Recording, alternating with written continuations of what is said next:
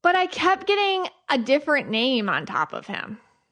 I kept getting, and for the purposes of this reading, I'll call him James. I kept getting the name James. I'm like, James? She's like, no, that's not his name. I'm like, all right, well, I keep getting this name.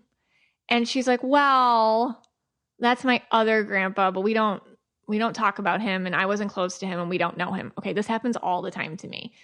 It's called piggybacking. So sometimes and this happens in all sorts of readings, if you give me a picture of, let's say, a dad energy, right? Like your father-in-law might come through, or a picture of grandpa, the other grandpa might come through. The one who's pushy will use the energy of that title to show up. I hope that makes sense. It's piggybacking. So anyways, the grandpa who they didn't really want to talk to was coming through, and he was persistent. And she's like, okay, well, that's my other grandpa, Grandpa Jack. She's like, but we weren't close. And I explained the whole piggyback thing. And I told her, okay, he was coming in. And he was coming in so feverishly. And I'm telling her how and again, I'm getting this feeling of just a regret.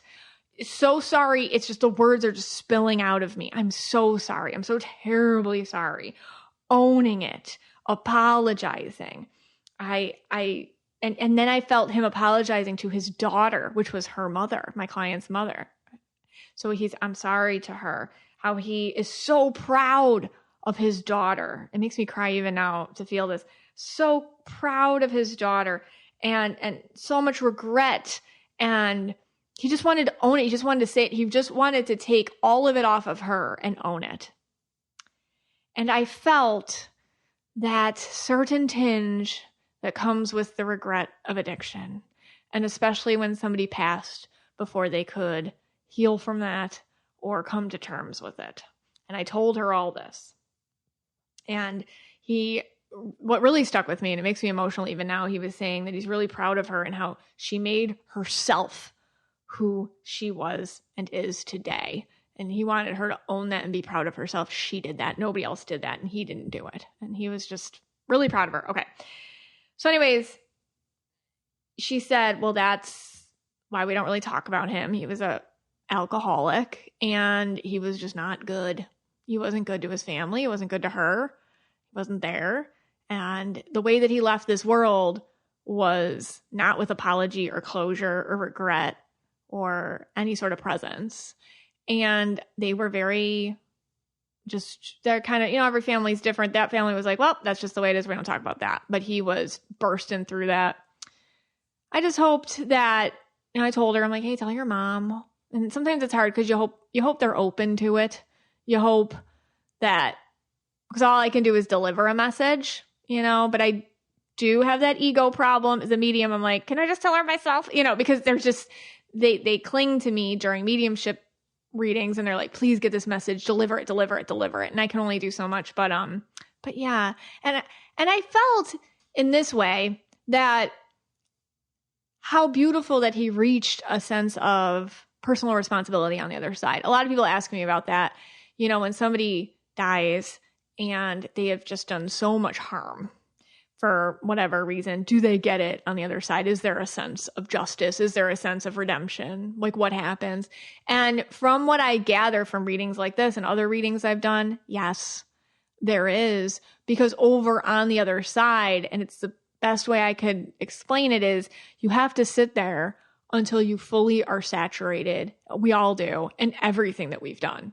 Every single thing that we've done, we have to sit there, which is kind of terrifying if you think about it. The difference is most of us, I feel, get it. We're like, got it. I own it. And we move forward quicker, than some people that are, out there that have done real bad things. But anyhow, it felt good that he had found that healing in himself and a need to own up to it. This was a really lovely reading that I had. I had a young mom and she had a little boy, like 2-3 years old. And he had never met her grandpa. And she was so close to her grandpa. So during the reading, grandpa was coming through and it was so nice. And, it's kind of like when you love someone and you really wish that your kids knew them. I think we we all have that one person in our lives where, oh, I wish my kids knew. I know with me, I wish my kids knew my grandparents, and they died before they came. And that it's a special thing. Anyways, the grandpa was coming through, and all of a sudden I was looking at her son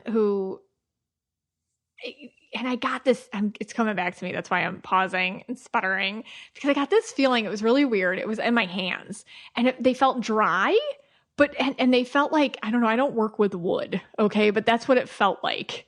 And I don't even know what that feels like. And I started smelling it too. So I'm like, hey, did your grandpa work with wood? Like woodworking, like whittling, woodworking, creating with wood? She's like, yeah. I'm like, okay. I'm like, he's coming through really hard with the woodworking thing, and then directing it towards your son and saying, hey, why don't you do this with him? He can do it too. Like, pass down that trade or that hobby or that skill, and say, hey, grandpa used to do this, and you're going to learn how to do it too. So I thought this was cool. It's kind of like, let's learn to do something that someone on the other side did. So it is part of the legacy of family, and you'll learn how to do it, and we'll do it in honor of him. And we'll go look at his work, and we'll go recreate it. And it's a way to have him around.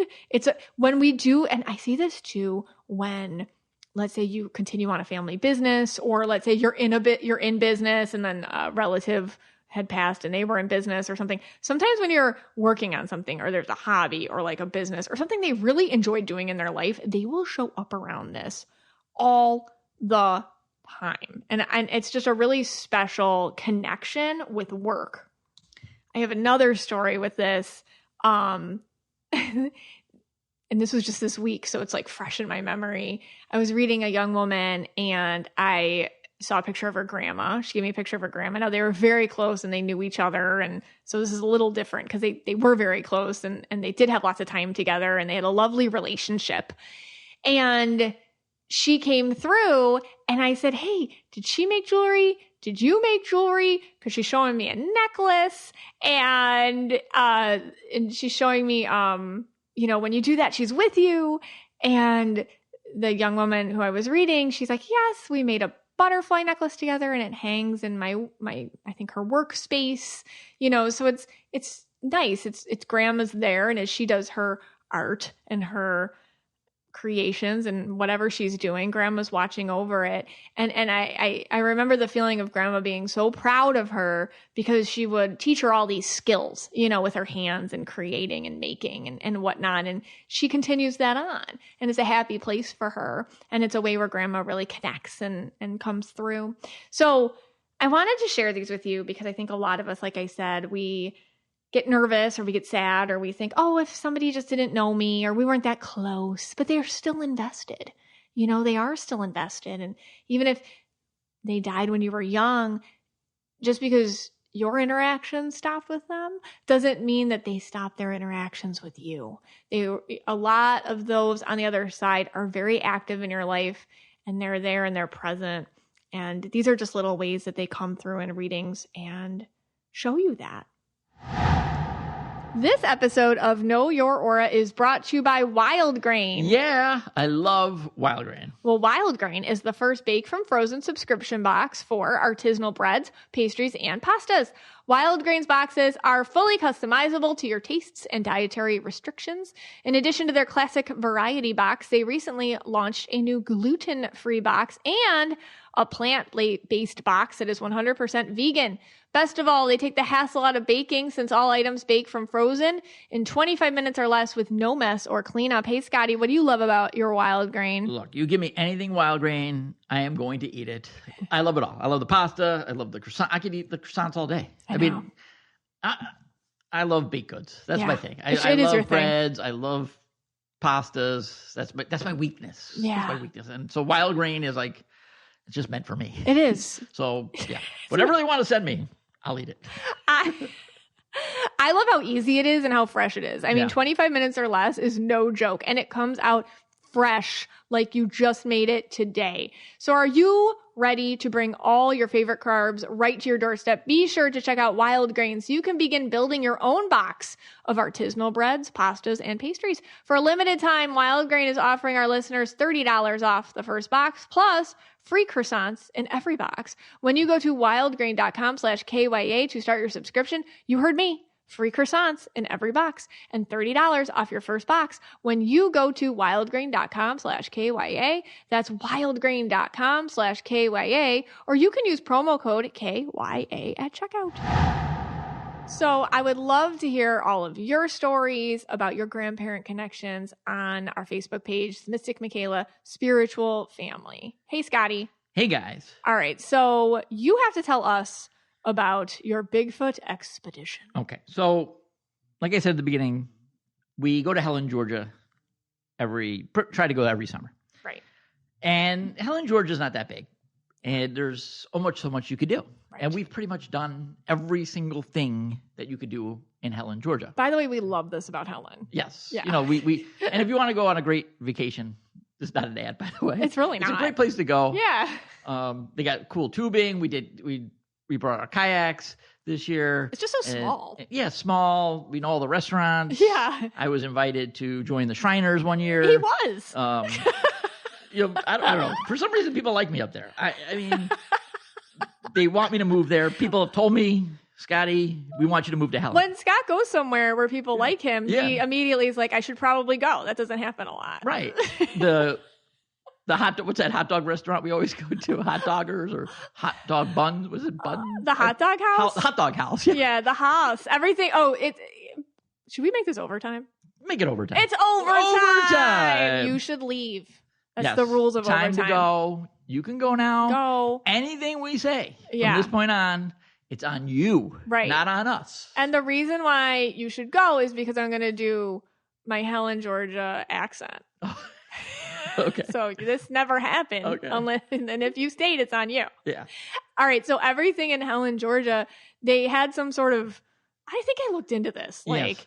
in the 60s or 70s, they were like, we're going to do Like an Alpine theme. Yeah, Bavarian Alpine Sure. theme. Makes no sense. No sense. At all. I think basically the town was just like going to go under. Like, Yes. and then some guy came up with this idea like, hey, let's make it Bavarian. And I really appreciate when a whole place gets on board. Yeah. You know, and they did, but everything is called House, Haus. Right. And there's this one restaurant, and it's called the Hofbräu House. That is why you can't. I can't. That's why this is overtime. I can't stop doing the accent when I'm there. Everything's just house. The haunted house. The hot dog house. Like everything. You've insulted so many Austrians that listen to this podcast. You want to eat at the Hofbräu House. I can't stop doing it every time I'm there. Yeah. And we go to that place, that restaurant every year. So. Yeah. It's a great restaurant. You want back. But anyway, all right. So, you know, I wanted to come up with something new this year. Okay. Because, you know, it's the same trip every time, same restaurants. Although we do try to add something in new every year. This year we went to the Jumping Goat Coffee Outfitters. Yeah. On the mountainside. It was good. We usually go to the one in town. This time we went to the one in the mountain. Crazy. Just crazy. But so me and Abby and myself, we watched this show called Expedition Bigfoot. If you know, you know. Yeah. We've seen like three seasons. You guys have seen way more episodes than you need to. Yeah, it's the same episode over and over and over again. So we figured that Helen, Georgia area, White County, Georgia, it's a hot spot. Yeah. We looked into this. It's a hot spot for Bigfoot. It is. So we prepared to find him. We thought we were going to find him. And we bought a trail cam. We bought some other supplies, Bigfoot supplies. And we went out, you know, around our cabin and behind our cabin. And we set out to capture Bigfoot. Well, I have to back this up. Okay. Because you just moved. You just moved to the end of the story. I did? Yeah. Shoot. I didn't think I did that. Shoot. You want to say it in an Austrian accent? A Bigfoot house. Okay. Yeah. So anyway, so we... You just told me I bombed the story in Austrian. No, you just end it. It's fine. All right. I gotta back it up. You and Abby Yes. are turquoise purple. And you, I'm not turquoise purple. Abby's the turquoise purple. Yeah. And she's like very into cryptids. Yeah. And like you are too. I am. Yeah. And you and Abby love this show. And like there's characters on the show if you've watched. And then like you each identify with the character. Yes. And then you assign Brianna and I to the other. Anyways, long story short, these two know everything there is to know about Bigfoot. Right. Like they know all his tricks and his hiding We spots. sure do. They know that he makes tree structures. Yes, he does. They know that he's a tree knocker. Yes, he is a tree knocker. They know that he can mimic the sound of an infant crying to lure you into the forest. Sure can. They know that he'll throw stones at you if you get too close. Correct. Okay, that's Yes. all right. They know that We know everything. everything. Everything. He's like the lore with shadow people in him. We even and know whatnot. the name of the Bigfoot in the famous video in the 1960s, 70s. Yeah. That they caught on camera. Yes. Patty. It's female. And we know the exact height. Yes. 6'2". Right. We know it all. Yeah, they know everything. Yeah. So when we went to Helen and you guys were like, okay, Amazon Prime Week, and you get real excited. It's Amazon Prime Week.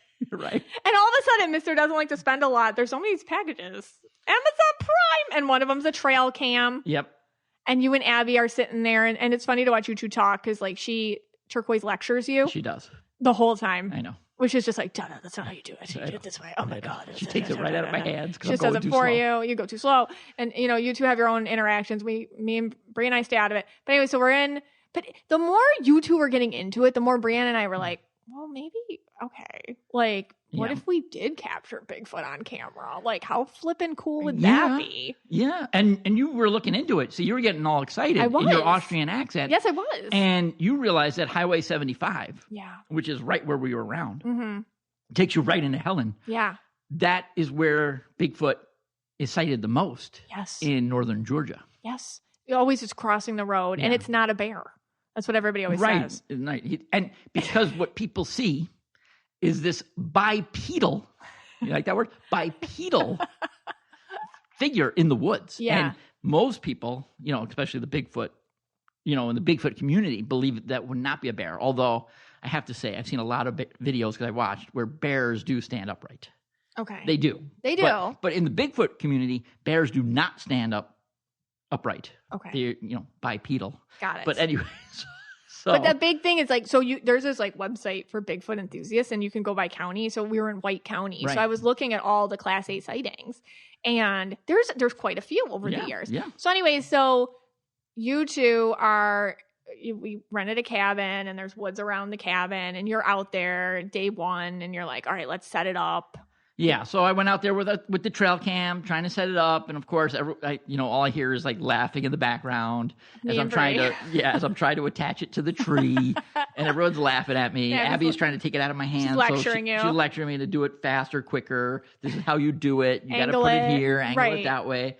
And you and Bree are just laughing away. I think, and then I can see you guys like sneakily taking videos of me. Like look at him, look at him, look at him, look at this, and right. Just goofing on me. But, we got it up the first night. We heard a couple tree knocks. Yes. So we knocked back. We knocked on other trees. Yep. I think someone threw a stone. You're communicating with Bigfoot. Yeah. You attempted. That's the other thing you could do with Bigfoot. Oh. Not many people know this. You could leave him a gift. Yes, he loves gifts. Yep. You can leave him like a marble. Yeah. You take a marble. Yes. You put it like on a tree stump in the middle of the woods, and he'll take it. He might even move it around. He might move it around. He might give it back to you. Like you might find it back on, at your campsite. Yes. You never know. Exactly. You never know what's going to happen with that. So, I thought someone threw a stone at, Abby, which would have been Bigfoot if someone did. When we were out looking, we saw a lot of broken branches. Right. That's a sign of Bigfoot too. If there's broken branches, He something moved through there, and it could be something large, right? He makes tree structures for some weird reason, right, there's tree structures. We found like two sticks that were looked like the letter A. Yeah. And we thought he was trying to tell us something. Abby. Right. There was a lot of deer around the cabin. A lot of deer. And everyone knows that Bigfoot's main food source is deer. Yeah. So if there's a lot of deer, there's a Bigfoot. Yeah. That's another thing. These are all true things that people say, by the way. Yeah. And then there's that gamey smell. Yeah. So there was this gamey smell that we smelled around the cabin. I thought it could have been me. I didn't shower that day, but But there was this gamey smell. Right. And that's another thing they say about Bigfoot. So, a lot, I mean, look, I don't know. I think he was in the area. Yeah. We went to bed. Yeah. Nothing on the first night. We got nothing on the camera. Zero. We just got like a video of myself posing as Bigfoot. Yes. Yeah. And then we had 4 nights to do it. By the 4th night, we figured it out enough to get like a fox. Yeah, we got fox. Which was cool. We got some like a raccoon. deer. Yeah, raccoon. We got a lot of stuff on there. Yeah, like a mouse. A mouse. Yeah, mouse. So even though we didn't get Bigfoot, it was really fun. But like I was a little disappointed. But I'm more convinced than ever that Bigfoot's interdimensional. Yeah. It just doesn't make sense that nobody did find him yet, but yet I do believe he exists. There's too many eyewitnesses. Well, that's what I think too now. I think he is interdimensional because if he was like of just this plane. Yeah. And there was like, and they claim, that there's like Sasquatch, they travel in family units too. So there's little juvenile Bigfoots. Oh, that's okay. Yeah. This is what Ronnie from Expedition Bigfoot says. Yeah. That makes sense. Yeah. If you ever watch the show, I am Russell. And Abby is cameraman Zach. Okay. So, okay. There's like 3 people that are like, yeah. Yeah, and you're Bryce. Yes. Because you stay at the home base. Bryce stays at the home base. But anyway, I don't think anyone's ever watched this show except for us. But just note that I am Russell. Okay.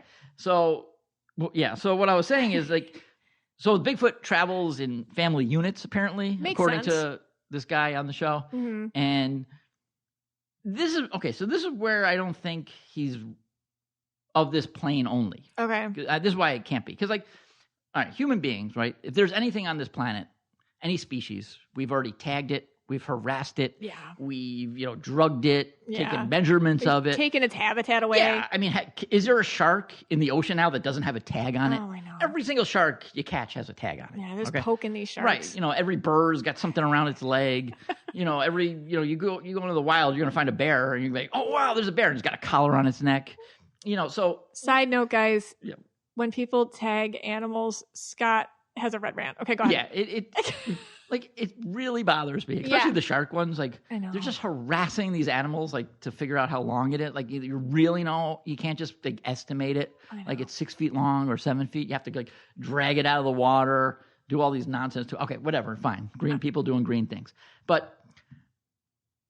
What was your point? My point is, as human beings, as wonderful a species as we are, right? That at this point, if Bigfoot only existed on this plane, we would have tagged him by now. Every Bigfoot you would have found would have a tag on it. It would have been measured. We'd know it by name. Yeah. So obviously, he doesn't exist only on this planet. I also have a theory that he's more either he's going extinct, so he's endangered. Bigfoot's endangered as a species. And interdimensionally also endangered as a species. Okay, he's interdimensionally endangered. Yeah. Well, it have to be. Oh, and I think they need to be around fresh water. I think he's got the fresh water thing. They do need fresh water. That's and I think all interdimensional creatures come for the fresh water. You think that's so they get a drink and then go? I think you guys, this is overtime. Yes. Just a reminder. I really think that all interdimensional, these cryptids or aliens or anything like that, they're coming here for the fresh water. Okay, so what you're saying is Bigfoot lives on a very dry planet in the Crab Nebula, and then he comes here. Yeah, it's just part of your day. Just to get some water. Yeah, it's just instead of walking down to the creek, you go through dimensions, and then grab a drink, and get back. Goes. Yeah, because there's female Bigfoot too. Yes. Okay. Yeah, that's what I think. It's unfortunate we didn't capture Bigfoot on camera. Yeah, because my problem actually with Expedition Bigfoot is there's a lady on the show, and she studied primates, how the behaviors of apes. She won't let it go. And all she talks about is how Bigfoot would follow the same path as these primates. Then we would have found them. Right, that theory is so incorrect. Because we know where all the primates are. Right, that's what I'm saying. Yeah. You would have been tagged like every other primate on the planet. Yeah. Been tagged. So. It'd be we have a tracker to our phones. Oh, there's Bigfoot today going here. Yeah. We don't have that. Right. So he has to be she has to be interdimensional. It has to be an interdimensional species of high intelligence. That just happens to be really hairy. Right. I don't know what the hair thing is. Why are they so hairy? We did find some hairs, and we thought they might be Bigfoot hair, but then we realized it was just yours and Bree's. But, we had it analyzed. But so... My theory is we didn't find Bigfoot. Yeah. But I do believe that Bigfoot exists. I'm with you. I think she is interdimensional. Yeah. And I don't maybe going extinct on this planet. I don't know. I mean, there's so many sightings. Yeah. And also people claim that it's all over. Like there's Bigfoot in Washington State, California, Oregon, Kentucky. Everywhere. Georgia's a hot spot where we were. Yeah. Florida, you got the skunk ape. Makes total sense. Yeah, it does. Yeah. So, I don't know. I don't know. I think he works at the Hofbrauhaus. Right. They have this huge statue of him right in town in Helen. So, and you could get a lot of merch with Bigfoot on it. Yes. Yeah. I don't know. He's cool. Bigfoot. He is cool. Do you like him as much as Mothman or Bigfoot? Pick one. If I had to meet one? Yeah. I think I'd rather meet Mothman could be scary though. Yeah, Bigfoot's scary too. Yeah, Bigfoot's but that's the other thing. When all these encounters, like people are terrified of Bigfoot, but he's never done anything to anybody. He whistles. He whistles, he sings. What else does he do? The baby crying. Gifts. Yeah, he does those kind of things. He messes with you. Yeah. But he never hurts anybody. No one's ever been like that we know of. Oh, he has telekinesis powers yeah. He can mind talk. Right. No, because they tell you like all these eyewitness accounts. I saw Bigfoot. I was scared. Yeah, they're very scared. And then I just blinked and he was gone. Yeah. But he's never hurt anybody. Right. That we know of, though. You don't know. Well, there's reports of dogs going missing and things. I think he's I think he's friendly to dogs. Okay. Yeah, I think he likes dogs. So who do you like? So Bigfoot or Mothman? You have to pick one now. If I was alone in the woods, first of all, because of Mothman, I'd be in West Virginia. That's no place to be. Right. So I would say I'd rather beat Bigfoot. Okay. Yeah. Interesting. Wow. You just threw Mothman under the bus. Yes, sure did. Your soulmate. Yep. Yeah. I don't know. Always regretting it. Maybe. Yeah. I mean, Mothman, he's cool too. He's so cool. A lot of literature written about him. Yeah. I have a book. He's like Mothman. A harbinger of doom. Yeah. How cool is that? Yeah. Bigfoot just throws a rock at you. That's true. He doesn't. And he knocks on a tree. He's not a prophet. Yeah. He gives you he makes a tree structure for you. Like the Mothman is warning people about bridges. True. Yeah. Okay. Yeah.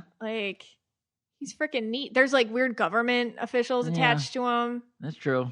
He's got red eyes. Come on. Yeah, you're right. He's cooler. All right. I'll go with Mothman. I'll switch it. I'll switch it to Mothman. All right. All right. Anyways, this podcast is for you and about you. And we're so glad you spent some time with us today.